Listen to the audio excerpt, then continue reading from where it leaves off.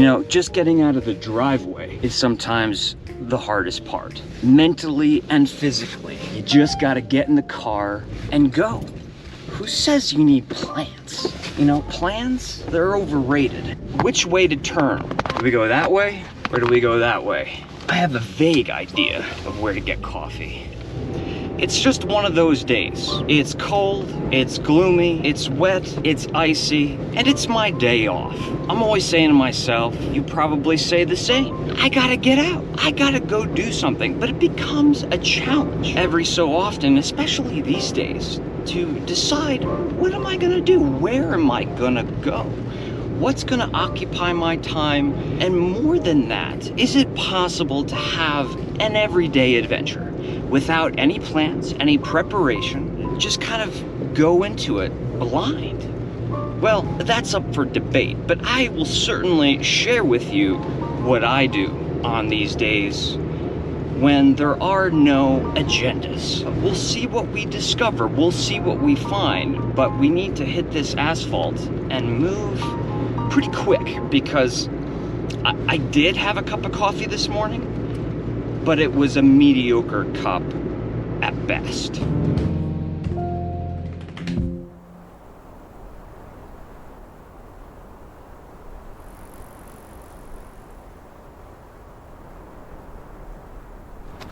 As many of you know, I frequently come out to the apple orchards every time of the year. And I was driving through one of my favorite stretches of apple orchards, and I said, you know, I gotta stop. Well, I'm standing here and I'm just looking at these rolling hills, and my stress, it dropped. This is low, this is high. It dropped just a bit. I think this is a great example of things that I do on my days off that don't require money, that don't require any plans. To center yourself, to clear your mind, to clear your head. I can follow a car with my eyes for almost a mile as it travels down this winding road.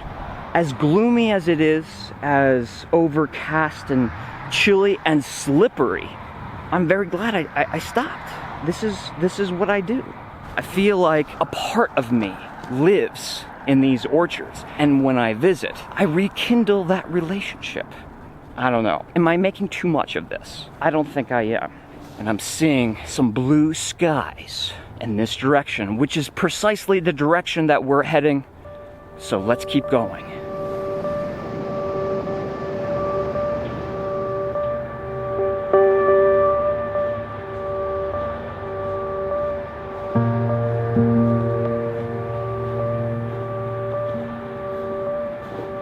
This sign right here has a lot of information relevant to the ground in which we're standing.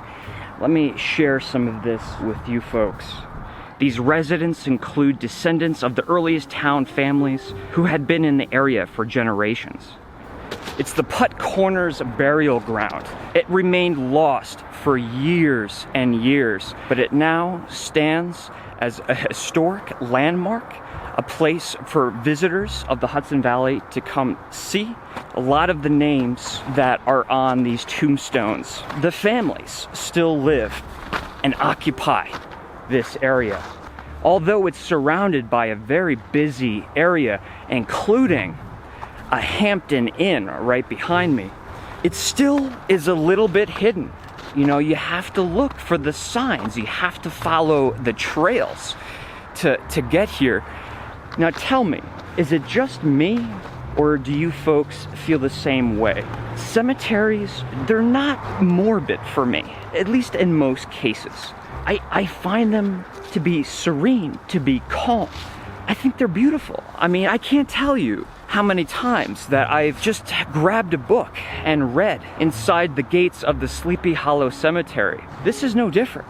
Somewhere on this stone wall, I could have a seat, pull out a book, not a creepy one, maybe bring some lunch with me. I just don't get spooked out in cemeteries. However, when the sun falls, things do change just a little bit. You know, I might have to eat my words, because in the evening, places like this do get spooky? Do we feel like these places are haunted by spirits? I don't know. For me, it's peaceful, and today, just as good a day as any to come visit the Putt Corner Cemetery, just outside of New Paltz, New York.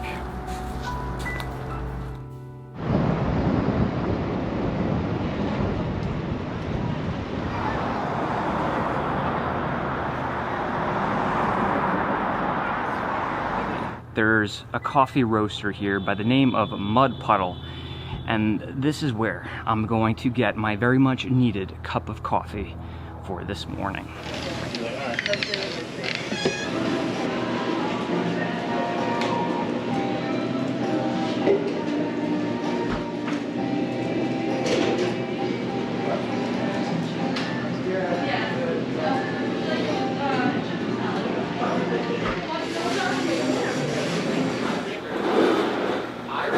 Tell me, how does the hat look? Can I pull something like this off, or am I just fooling myself?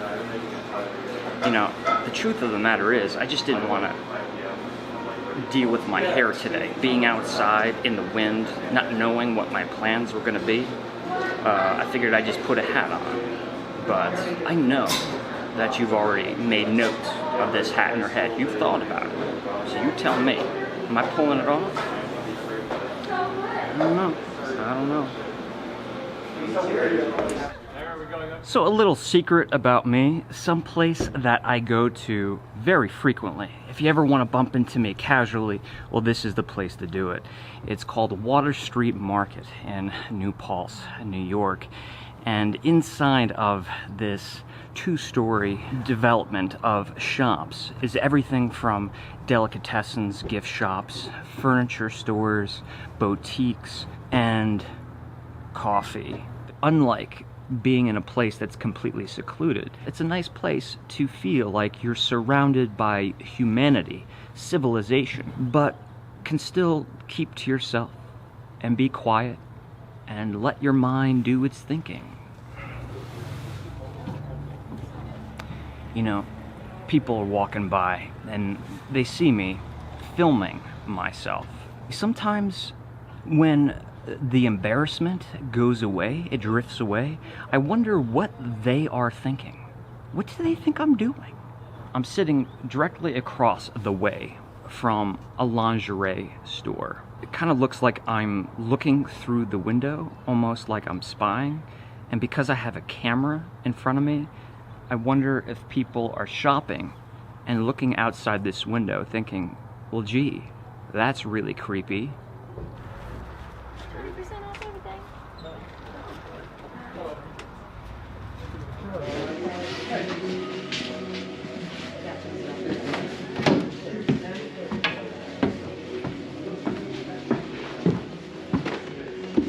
So a section that I usually gravitate towards in antique shops like these are the places where they have tools, old ancient tools.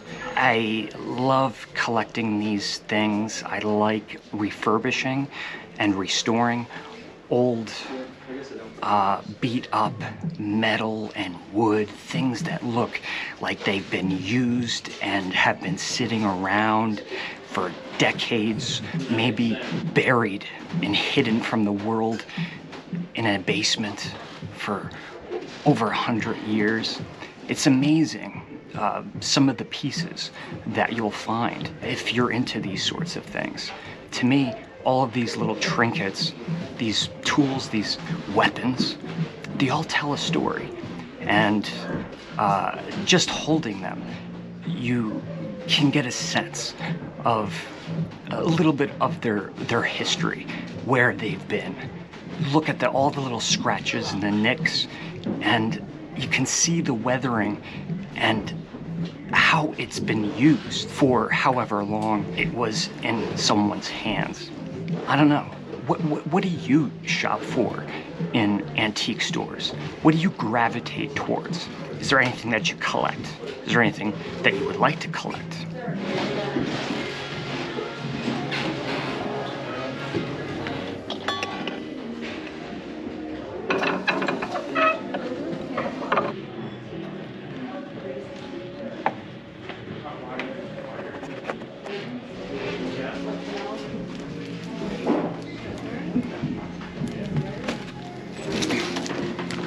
So something that I also think is a great find and something that I gravitate towards, especially because they're incredibly affordable, are old photographs.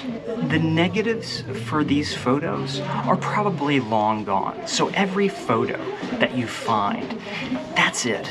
Maybe there's another print somewhere, but most likely not. On these photos, we're gonna find somebody's mother, somebody's grandfather, and for one reason or another, they ended up here. Man, talk about things that can tell stories. I can almost feel the importance of the photograph, even though I am not related to the person in the photographs or know them in any way.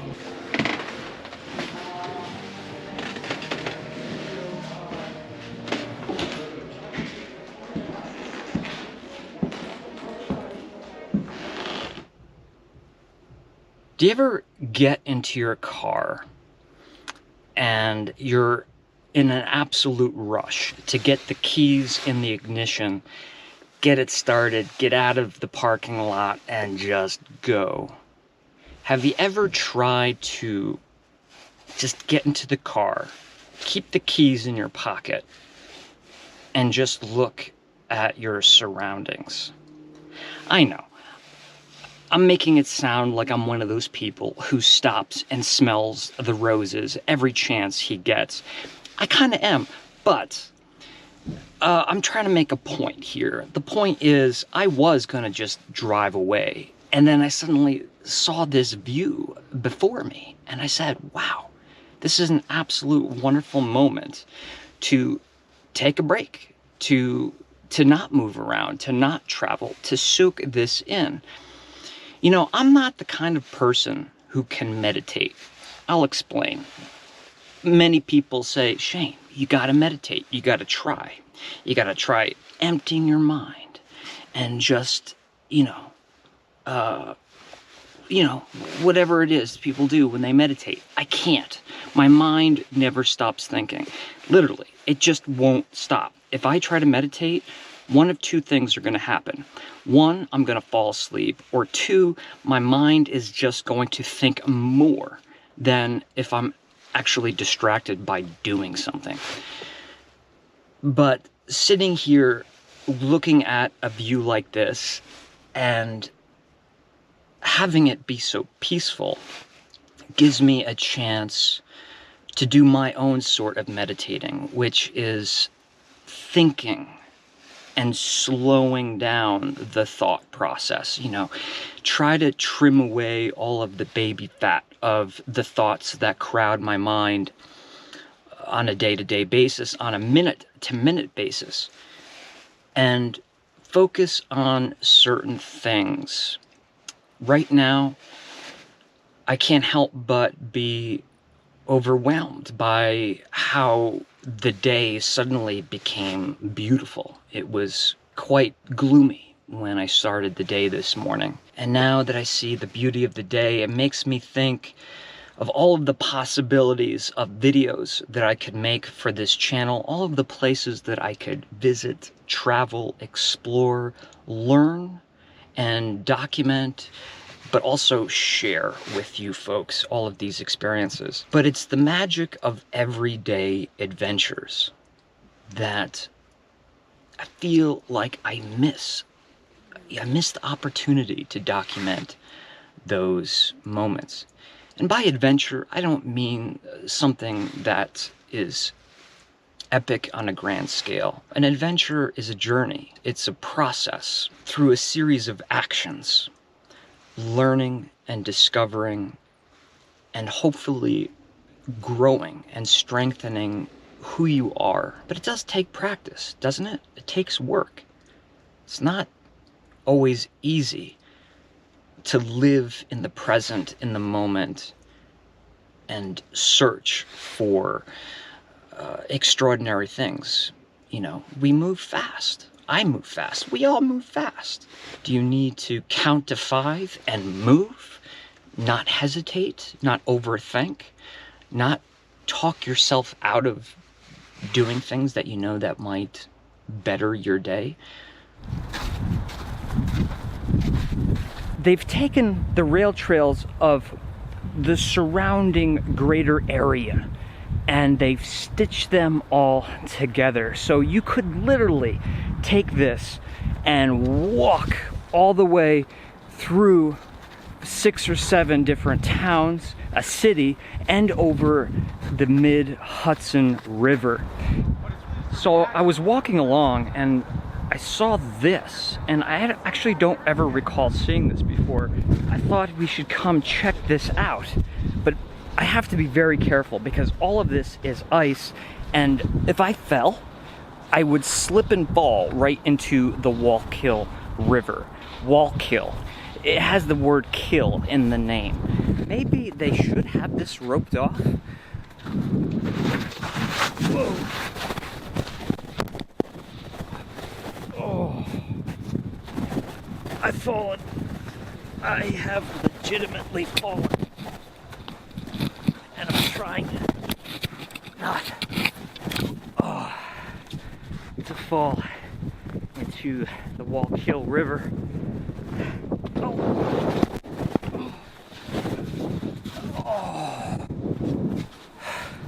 Let me tell you, this wasn't the plan. This wasn't a comedy bit. I am covered in mud. I'm walking back to my car, and I felt a very cold breeze on a certain region of my body. And I checked, split my pants wide open. I have come to the Huguenot Historic District here in New Paltz, New York. This is one of the oldest, if not the oldest, still standing residential neighborhoods in all of the United States. I know, we've already seen a cemetery and burial ground today, but I had to come here. Where are we? We're at the Walloon Church. It was originally built out of logs in 1683, then finished in stone in 1717, and that's the way it remains to this day, and it looks like it's in pristine condition. Now, how do I know all of this? Well, because I'm reading it here off the sign as I'm talking to the camera.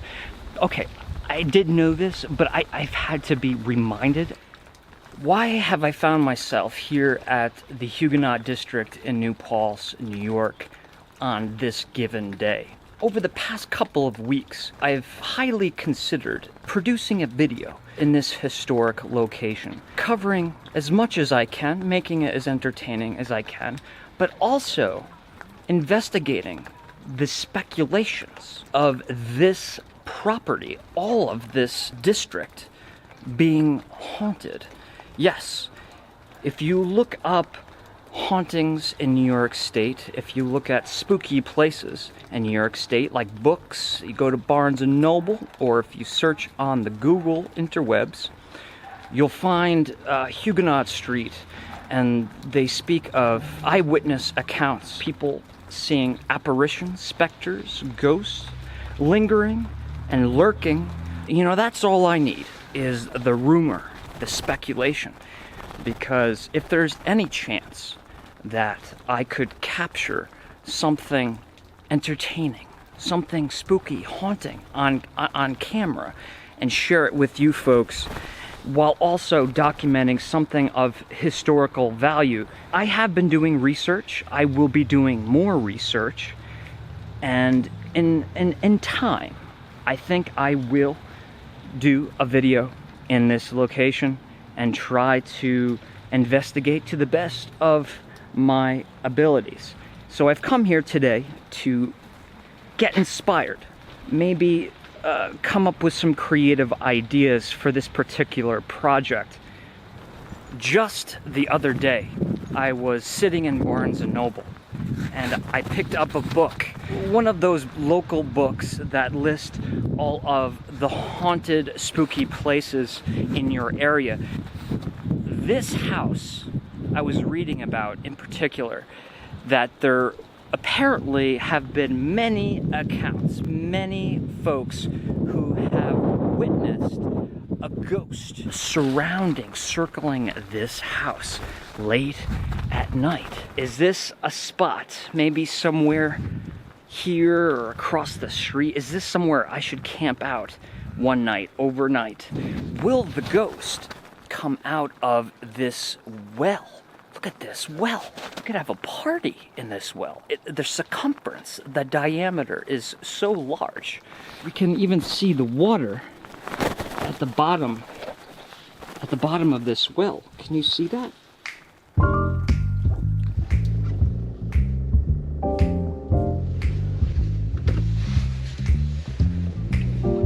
I would call that a success.